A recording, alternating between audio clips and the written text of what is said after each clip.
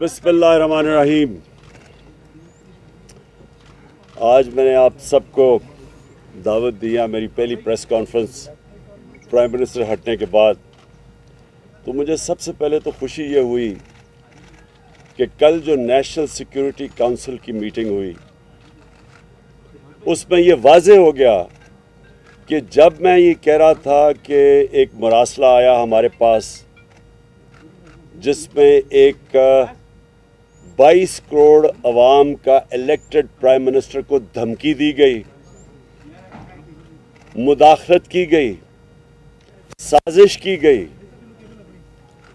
और हमारी जमहूरियत उसके ऊपर, हमारी सॉवरेंटी उसके ऊपर एक बहुत बड़ी वारदात बाहर से हुई। तो मैंने जब ये कहा तो कितने लोगों ने, कई सहाफ़ी थे, हमारे मुखालिफ पॉलिटिशियंस, उन सब ने कहा कि नहीं जी ये फेक है, ये ठीक नहीं है, ये झूठ है। तो आज आप सब यहाँ आए हैं और मैं सबके सामने फिर कहना चाहता हूँ कि अल्लाह अल हक है, सच का खुदा है, उसका वादा है कि थोड़ी देर लगेगी लेकिन सच हमेशा लोगों के सामने आता है। तो नेशनल सिक्योरिटी काउंसिल की मीटिंग ने कंफर्म किया कि वो मुरासला जेन्युइन था।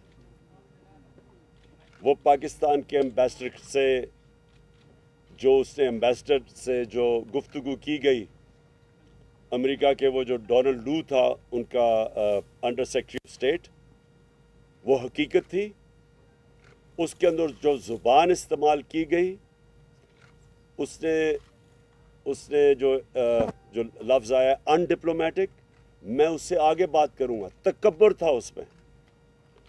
ये जो बाइडेन एडमिनिस्ट्रेशन के ऑफिशियल ने जिस तकब्बर की ज़ुबान इस्तेमाल करते हुए कहा कि जनाब अगर आप इमरान खान को प्राइम मिनिस्टरशिप से हटाएंगे नहीं, नो कॉन्फिडेंस की वोट के ज़रिए, और अभी ये याद रखें कि नो कॉन्फिडेंस की वोट जो टेबल नहीं हुई थी नो कॉन्फिडेंस असेंबली में, उससे पहले ये मीटिंग हुई है और उसने धमकी दी कि इमरान खान को अगर आप नहीं हटाएंगे तो पाकिस्तान के लिए आइसोलेशन होगी, इमरान खान को आइसोलेट करेंगे, मुल्क के लिए मुश्किलात आएंगी। और अगर फिर ये दूसरी चीज़ कि अगर आप इमरान खान को हटा देते हैं तो माफ़ कर दिया जाएगा। उन्होंने ये नहीं कहा कि अच्छा हाँ जो नया आएगा फिर हम उसकी कारकर्दगी देखेंगे और फिर हम फैसला करेंगे कि पाकिस्तान के साथ हम चलेंगे। नहीं, उसको पता था किसने आना है। यहाँ से साजिश का पता चलता है कि इमरान खान को हटाओ और फिर पाकिस्तान को माफ़ कर दिया जाएगा। और फिर जो जिस तरह की फिर कार्रवाई हुई, उसके बाद जैसे ही उसने ये मीटिंग हुई हमारे एम्बेसडर से डोनाल्ड लू की, अगले दिन नो कॉन्फिडेंस मोशन टेबल होती है। ये सब चीज़ें कंफर्म्ड है। कल नेशनल सिक्योरिटी काउंसिल की मीटिंग में ये सारी चीज़ें वाज़े हैं क्योंकि डेट लिखी हुई है मरासले की कि कब थी। हम सबको पता है कि नो कॉन्फिडेंस किस दिन टेबल हुआ। उसके बाद हम तमाशा देखते हैं कि हमारे एलाइज भी एकदम बोलना शुरू कर देते हैं और जो हमारे MNAs हैं उनको भी याद आ जाता है एकदम कि जनाब हुकूमत हालात अच्छे नहीं हैं। तो मैं आज ये भी पहले वाज़े करना चाहता हूँ कि पाकिस्तान के जो हालात थे माशी, जब ये नो कॉन्फिडेंस मोशन जो टेबल की गई है, 11 साल में सबसे कम पाकिस्तान का करंट अकाउंट डेफिसिट था। यानी जिसकी वजह से हम IMF के पास जाते हैं, मैं अपनी कौम को समझाना चाहता हूँ, मसला ये होता है कि डॉलर्स की कमी हो जाती है पाकिस्तान में। जब डॉलर्स की कमी होती है, रुपए पे प्रेशर पड़ता है, रुपया गिरना शुरू हो जाता है, इसलिए IMF से हम डॉलर्स लेने जाते हैं। तो जिसमें डॉलर्स के मुल्क में आना और मुल्क से जब बाहर जाना डॉलर्स है, जिसमें सबसे कम खसारा था वो अब था। 11 साल के बाद सबसे कम खसारा था। एक्सपोर्ट्स रिकॉर्ड, तारीख में सबसे ज़्यादा एक्सपोर्ट्स, باہر سے اوورسیز پاکستان نے ریکارڈ ریمیٹنسز سب سے زیادہ. ہماری ٹیکس کلیکشن یعنی ملک کی جو آمدنی بڑھ رہی تھی لوگوں پہ خرچ کرنے کی وہ تاریخی سب سے زیادہ. 5 ہماری فصلیں ہیں کیونکہ 60% لوگ کسان ہیں, سب سے تاریخی سب سے زیادہ پیداوار. اس کے علاوہ ان کو قیمتیں بھی سب سے زیادہ ملی, یعنی خوشحالی بھی دیہات میں سب سے زیادہ آئی. اور اس کے علاوہ انڈسٹریل پروڈکشن دیکھیں, جب ایک قوم کی جب اس کی دولت میں اضافہ ہوتا ہے, جب اس کی انڈسٹری بڑھتی ہے, تو انڈسٹریل پروڈکشن ہماری ٹیکسٹائل ایکسپورٹس ریکارڈ کے اوپر, اس وقت کے اوپر یہ ہمارے خلاف سازش کی گئی. اور تب سے اب تک دیکھ لیں کہ ریزرو بھی نیچے جا رہے ہیں, روپے کے اوپر بھی پریشر پڑا ہوا ہے, ایک پورا ملک میں افراتفری کا ماحول بن گیا ہے جس سے اکانومی افیکٹ ہوتی ہے. تو تب ہمارے جناب ہمارے جو ایلائز تھے ان کو بھی یاد آ گیا کہ حالات اچھے نہیں ہیں جی, حکومت سے وہ خوش نہیں ہیں. اور ہمارے یہ جو لوگ جنہوں نے ہمیں چھوڑا, یہ بھی انہوں نے بھی اکٹھے کرنے شروع کر دیے سندھ ہاؤس کے اندر. تو میں جو آج چاہتا ہوں کہ اب تو یہ واضح ہو گیا نا کہ جو میں کہہ رہا تھا وہ سچ ہے. اب نیشنل سیکیورٹی کونسل نے کنفرم کر دیا کہ جو میں نے میٹنگ کروائی تھی میری سربراہی میں, اس کے وہ ٹھیک اس کے منٹس تھے, یعنی اس میں جو انہوں نے کہا تھا کہ فوراً بیرونی مداخلت ہوئی ہے وہ ٹھیک ہوئی ہے. یہ بھی کنفرم ہو گیا. یہ بھی کنفرم ہو گیا کہ جب ہم نے ان سب کو بلایا تھا نیشنل سیکیورٹی کونسل کی میٹنگ کے بعد کہ پولیٹیکل ہیڈز آ کے ملے, ہمارے ایلائز آ کے ملے, کیونکہ مجھے پتا تھا کہ زیادہ تر لوگوں کو سمجھ نہیں ہے, انجانے میں سازش کا حصہ بنے ہوئے تھے. لیکن مجھے اتنا بھی پتا تھا کہ لندن میں بیٹھ کے اس نے پوری سازشیں کی بیرون ملک کے ساتھ, اور یہاں جو چھوٹا بھائی تھا وہ پوری طرح ملوث تھا اور زرداری پورا ملا ہوا تھا, کیونکہ وہ سازش باہر کی کبھی کامیاب ہو ہی نہیں سکتی جب تک آپ کو اندر میر جعفر اور میر صادق نہ ملے. یہ ملے ہوئے تھے ساتھ. تو جب ہم نے جو پارلیمنٹ کی نیشنل سیکیورٹی کمیٹی کی میٹنگ بلائی تو انہوں نے بوائیکاٹ کر دیا, کیونکہ شہباز شریف کو پتا تھا کہ مراسلہ جینوئن ہے, کیونکہ یہ تو بڑی دیر سے ان سے ملاقاتیں کر رہے تھے. تو میں یہ آج چاہتا ہوں کہ سپریم کورٹ کو کہ آپ نے جس وجہ سے ڈپٹی اسپیکر قومی اسمبلی نے جو اس نے اس کو ایکسیپٹ نہیں کیا تھا ان کو, اور اس نے کہا تھا کہ مداخلت ہوئی ہے, اور اسے اپنے اوتھ کے اوپر سٹینڈ لیتے ہوئے ایڈجرن کی تھی میٹنگ اسمبلی کی. میں یہ چاہتا ہوں کہ سپریم کورٹ کو اب وہ کرنا چاہیے جو تب کرنا چاہیے تھا. تب ان کو کم از کم اگر اسپیکر یہ کہہ رہا ہے کہ میری اوتھ کی خلاف ورزی, یعنی میری اوتھ کہتی ہے کہ آپ خوددار پاکستان کی خودداری کے لیے سٹینڈ کرو گے, پاکستان کی سوورنٹی کے لیے سٹینڈ کرو گے, تو وہ دونوں متاثر ہوتی تھی اس سے. تو تب ان کو سپریم کورٹ کو اس کے اوپر انویسٹیگیشن کرنی چاہیے تھی بجائے اس کی رولنگ ہٹا دینی, کیونکہ جس چیز کے اوپر رولنگ انہوں نے ہٹائی ہے وہ تو انویسٹیگیٹ کی نہیں. اور اس لیے میں اب چاہتا ہوں کہ سپریم کورٹ کے اندر اوپن ہیئرنگ ہو اس کے اوپر. ہم کوئی کیمرہ ہیئرنگ نہیں مانگتے, ہم اوپن ہیئرنگ مانگتے ہیں, کیونکہ یہ اتنی بڑی واردات ہوئی ہے ایک ملک کی سوورنٹی کے خلاف, ہماری آزادی کے خلاف. یہ اتنی بڑی واردات کی گئی ہے جو کہ ان کی حکومت نے بھی اب ثابت کر دیا. تو اس کے اوپر اس لیے میں آج اپنے سپریم کورٹ کو کہتا ہوں کہ آپ کی اوپن اس کی ہیئرنگ کریں. اور میں اس لیے کہتا ہوں کہ اگر آپ نے یہ نہ کی, کوئی پاکستان کا پرائم منسٹر دھمکیوں کے سامنے کھڑا نہیں ہوگا, کوئی ہمارا پرائم منسٹر یہ نہیں ہوگا کہ اپنے ملک کی مفادات کے لیے بیرونی جب دباؤ آئے گا وہ ہاتھ کھڑے کر دے گا. جنرل مشرف نے ہاتھ کھڑے کر دیے تھے جب باہر سے دھمکی ملی تھی کہ ہماری جنگ میں شامل ہو.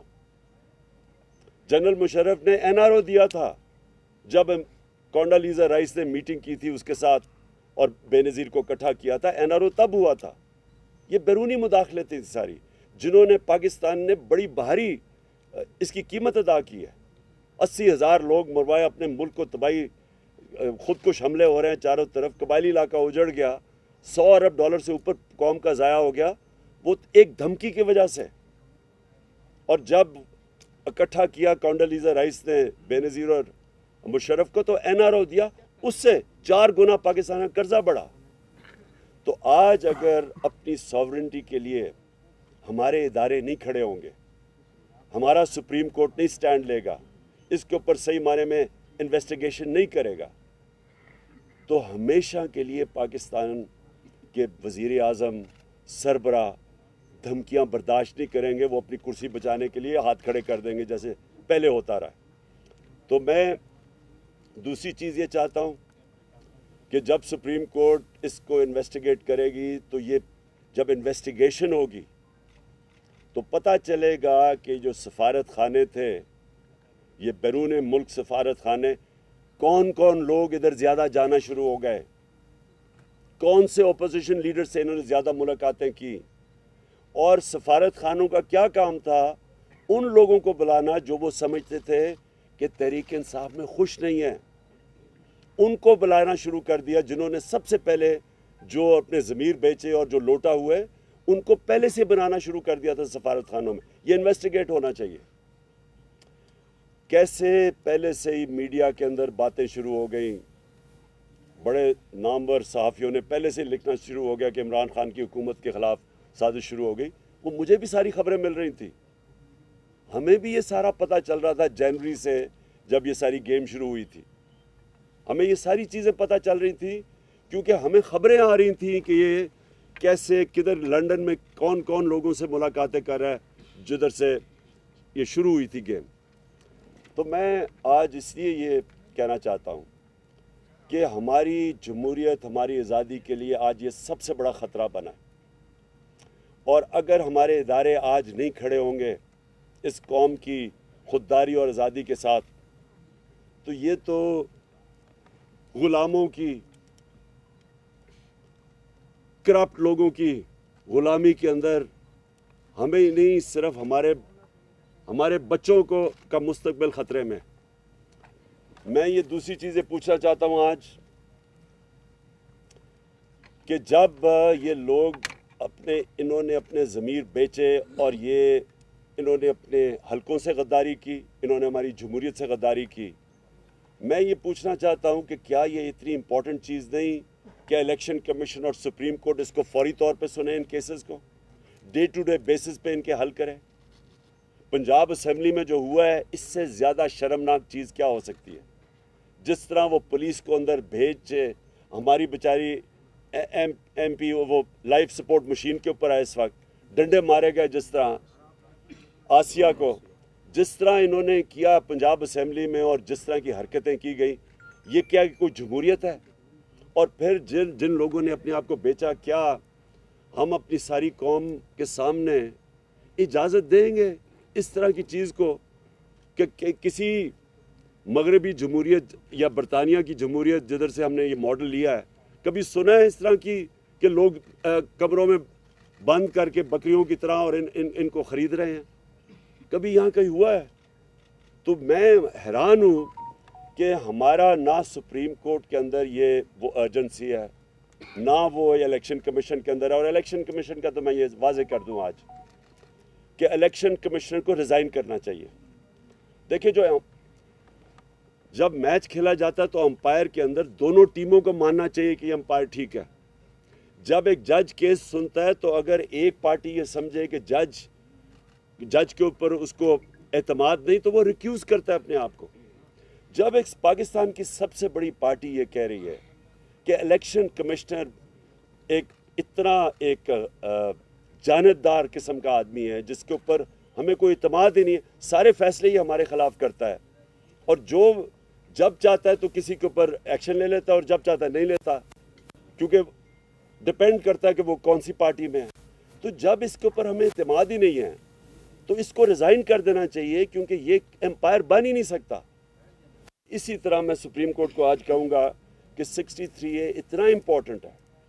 अगर ये लोग अब सारे बच जाएंगे और ये साजिश का हिस्सा पैसे भी ले लेंगे, साजिश का हिस्सा भी बन जाएंगे, और अगर कोई एक्शन नहीं लिया जाएगा इनके ऊपर, तो आपने तो दरवाजे खोल देने हैं कि हर किस्म का आदमी पॉलिटिक्स में आएगा, अपने ज़मीर इलेक्शन वोट लेके आएगा और ब्लैकमेल करने के लिए अपने आप को बेचेगा। تو یہ تو ہماری پالیٹکس اور ہماری جمہوریت کی نگیشن ہے۔ میں آخر میں آج جو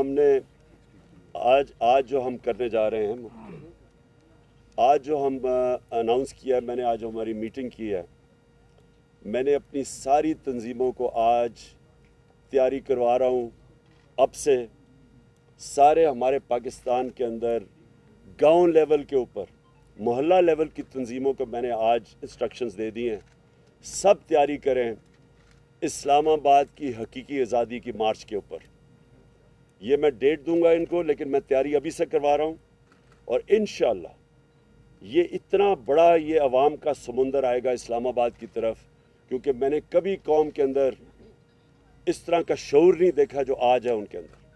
کبھی ایسے نہیں ہوا کہ 3 سب سے بڑے وینیوز پشاور 4 وینیوز، پشاور، اسلام آباد، کراچی اور لاہور، سب سے بڑے وینیوز، جو یہ 11 پارٹیز اس کا چھوٹا سا حصہ بھی نہیں کوئی بھر سکتی، وہ چند دنوں کے اندر سارے وینیوز کے اندر اس طرح کے کراؤڈ آئے ہیں، کیونکہ عوام میں شعور آ گیا، لوگ بیداری آ چکی ہے، لوگ سمجھ بیٹھے ہیں کہ اس قوم کے ساتھ کس طرح مذاق ہوا ہے، اور جس طرح کے لوگوں کو انہوں نے ہمارے اوپر مسلط کیا ہے، یہ پاکستان کی تاریخ میں کبھی بھی ایسے نہیں ہوا کہ اتنے زیادہ کرمنل لوگ، ضمانت پہ لوگ، تقریباً 60-70% تو جو کیبنٹ بنی ہے وہ ضمانت پہ لوگ ہیں، جو یہ پرائم منسٹر بھاگا پھیرا ادھر ادھر، جس طرح یہ سوائے فیتے کاٹنے کا اور اس کو پتہ ہی نہیں ہے۔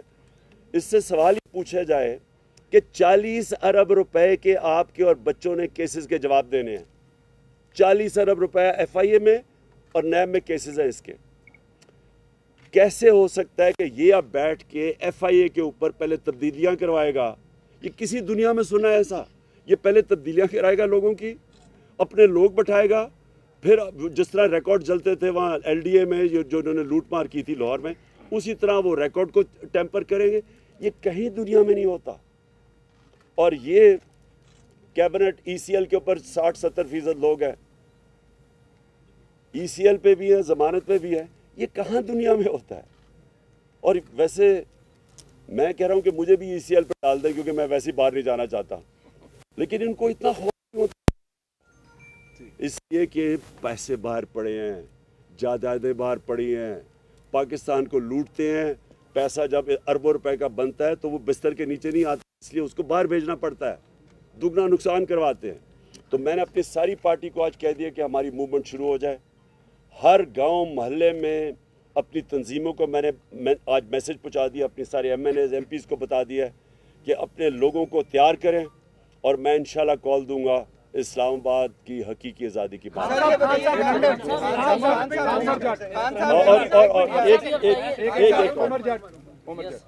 چلو پہلے یہ بتائیے گا، جن عدالتوں نے رات کو 12 بجے اس ڈر سے عدالتیں کھولی کہ آپ کوئی آئین کی خلاف ورزی کرنے جا رہے ہیں، جن عدالتوں نے 68A کی آپ کی پٹیشن جو ہے اس کو عید کے بعد ڈیفر کیا، اور حمزہ شہباز کی جو بطور وزیر اعلیٰ بننے کی پٹیشن تھی اس کو فوری طور پر نپٹایا، ان عدالتوں سے آپ دوبارہ جوڈیشل انکوائری کی درخواست کر رہے ہیں، تو کیا ان کے فیصلوں کو آپ مانیں گے؟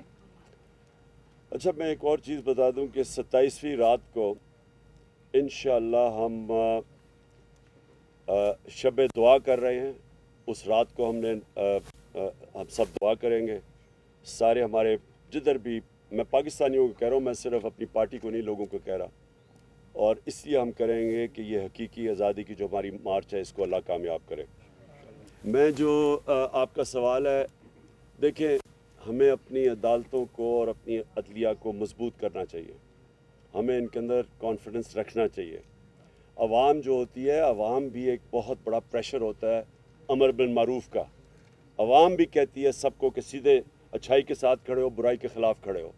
ہمیں بھی اپنی عدالتوں کو کہنا چاہیے کہ آپ کے سامنے ہیں کیا 63A، یعنی کہ جن لوگوں نے اپنے آپ کو بیچا ہے اور بے شرمی سے بکے ہیں، اور جنہوں نے اپنے حلقوں سے اور جمہوریت سے غداری کی ہے، کیا ان کے لیے عدالتوں کو فوری طور پہ ڈے ٹو ڈے ہیئرنگ کر کے ان کے کیس نہیں سننے چاہیے؟ خان صاحب یہ بتائیے گا کہ جو اقدامات آپ کے پاس آ رہے قادر سر، یہ بتائیں کہ کانسپریسی کا لفظ تو پہلے والے اعلامیے میں بھی نہیں تھا، اور نئے والے اعلامیے میں بھی نہیں ہے. بیرونی مداخلت والا تو انہوں نے پہلے والے اعلامیے بھی تسلیم کر لیا, تو پریکٹس ایسی کی گئی. اور دوسرا یہ کہ دفتر خارجہ میں پہلے یہ خط چھپانے کی کوئی اٹیمپٹ کی گئی. ایسی اطلاع بھی آ رہی ہے کہ یہ خط پہلے وزیر خارجہ سے بھی چھپانے کی, یہ سائفر جو ہے چھپانے کی کوشش کی جاتی ہے, وہ تو بعد میں. اچھا پہلے ایک اور میں چیز سائفر کا بتا دوں. یہ جو مراسلہ ہے, دیکھیں یہ میں نے یہ کہیں سنا ہے کہ جی اس طرح کے تو اور بھی مراسلے آتے رہتے ہیں. جو بھی یہ کہہ رہا ہے اس سے زیادہ جھوٹا اور بے شرم آدمی نہیں ہے. کبھی اس طرح کی زبان استعمال نہیں کی جاتی ڈپلومیٹک ٹرمز میں. کبھی بھی ایک چھوڑے کہ ہم 22 کروڑ لوگ ہیں, ایک چھوٹے سے بھی کوئی 50 لاکھ کی بھی آبادی کا نیوزی لینڈ ہونا, اس کے پرائم منسٹر کو بھی اس طرح کا دھمکی کوئی نہیں دیتا. ایسے کبھی اس طرح کی دھمکیاں نہیں دی جاتی. اور جب دھمکیاں دی جاتی ہیں تو میں نے آپ کو گنا دیا کہ ایک دفعہ ذوالفقار علی بھٹو کو دھمکی ملی تھی, ایک دفعہ مشرف کو دھمکی ملی تھی جب چاروں شانے چت ہو کے اس کی جنگ میں لے گئے تھے. اور یہ جو دھمکی ملی ہے, یہ ایسی دھمکیاں نہیں ملا کرتی. اور یہ میں سمجھتا ہوں کہ ہمارے ملک کے لیے سب سے شرمناک چیز ہے کہ وہ قوم جو لا الہ الا اللہ کا نام لیتی ہے کہ ہم تو اس کے نعرے پہ آزاد ہوئے تھے, وہ اس طرح کی دھمکیوں کے سامنے جب گھٹنے ٹیک دیتی ہے اور اس کی سازش, ان کی دھمکیوں کے بعد سازش کامیاب ہو جاتی ہے, اور کوئی شک نہ اس میں کرے کہ اس سے بڑی سازش پاکستان میں ہوئی نہیں ہے جو یہ ہوئی تھی. خان صاحب لندن کے اندر لندن میں نیا پاکستان بن رہا ہے سر, 2 دن سے ملاقاتوں کا سلسلہ جاری ہے, اس پہ ذرا کمنٹ کریں سر. بس میں یہ کہہ رہا ہوں کہ دیکھیں نا, جب آپ کے اندر کوئی شرم ہی نہیں ہوتی کہ پہلے آپ 20 سال لوگوں کو کہتے ہیں کہ زرداری کہتا تھا وہ نواز شریف کرپٹ ہے, وہ کہتا تھا وہ کرپٹ ہے, پیٹ پھاڑ کے پیسے نکالنے تھے اور وہ ان کی تقریریں سننے پہلے, اور کوئی شرم ہی نہیں ہے. بس اصل میں یہ بات نہیں ہے, یہ لوگوں کو بھیڑ بکریاں سمجھتے ہیں. ان کو کوئی شرم ہی نہیں آتی کہ اتنے یعنی آپ کسی کو چوری کا کہہ کے اور اتنے بڑے اور ان کے ساتھ پھر بیٹھیں اور گورنمنٹ بھی بنا لیں, بندر بانٹ بھی کر لیں, اور پھر سوائے ان کے خاندان کے نظر ہی کسی کو نہ آئے, سارے خاندانی اوپر آ کے بیٹھ گئے ہیں. یعنی ان کے علاوہ کوئی کسی میں ان کی پارٹیز میں عقل نہیں ہے. اوپر آ کے یہ بیٹھ جاتے ہیں, وہ باپ ادھر بیٹھ گیا, بیٹا ادھر تیاریاں کیا رہا ہے. یعنی اور کوئی نون لیگ کو 35 سالوں میں نہیں ملا سوائے یہ باپ بیٹے کے, اور دونوں کے اندر دونوں ضمانتی, دونوں ضمانت کے اوپر ہیں, 40 ارب کے دونوں کے ملا کے کیسز ہیں, تو کوئی ان کو نہیں ملتا. اور اسی طرح دوسری طرف چلے جائیں, وہ اس کو بیٹے کو چھوڑا ہوا ہے, وہ بس وہ اردو انگریزی میں اکٹھی بولتا ہے, اس کو کوئی آج تک پتہ ہی نہیں ہے کہ میں یہ کر دوں گا, میں لات مار کے گرا دوں گا. یہ لوگوں کے ہاتھ میں اگر یہ ملک پکڑا رہے ہیں, اس سے بڑی سازش کیا ہے؟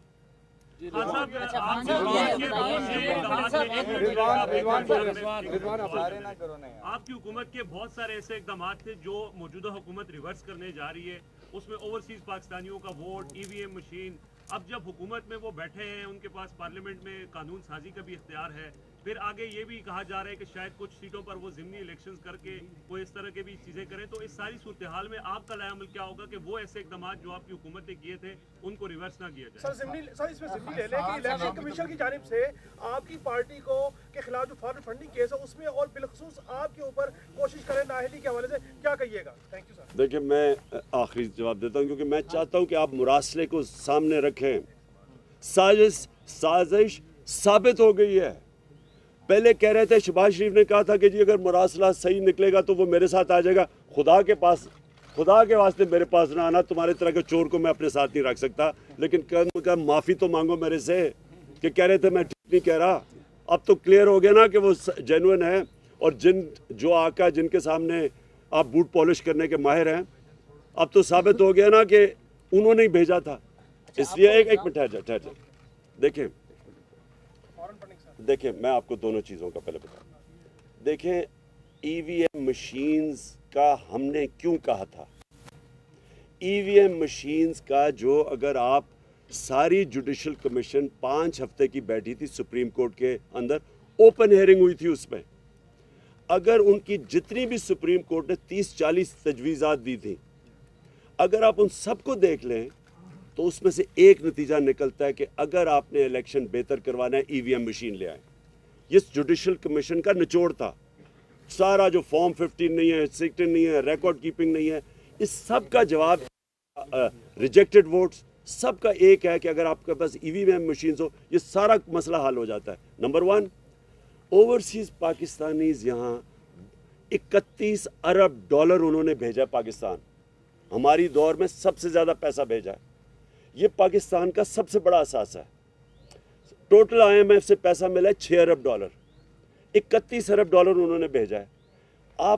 हम उनको या पूरी साजिश के तहत हम रोक रहे हैं उनको वोट देने के लिए, जो उनका हक होना चाहिए। तो ये जब दो चीज़ें करेंगे, ईवीएम मशीन और ये, इससे क्या साबित होगा? पाकिस्तान की जमहूरियत को नुकसान। ये जो माफियाज बैठे हुए, जो सिस्टम समझ बैठे हैं कि कैसे इन्होंने सिस्टम को चेंज करके धांधी से इलेक्शन जीतना है, ये वो होगा। हम कोशिश कर रहे हैं फ्री एंड फेयर इलेक्शन की, इनकी कोशिश है कि वो पुराना तरीका, RO को पैसा खिलाओ, नीचे से स्टाफ को पैसा खिला दो, वो जनाब जाली वो वोटें डाल दो, ये और फिर इन्होंने वोट्स बनाई हुई हैं हर हल्के के अंदर, जाली वोट्स। ये सारा कुछ ख़त्म हो जाता है ईवीएम मशीन से, इसलिए ये उसको ख़त्म करना चाहते हैं।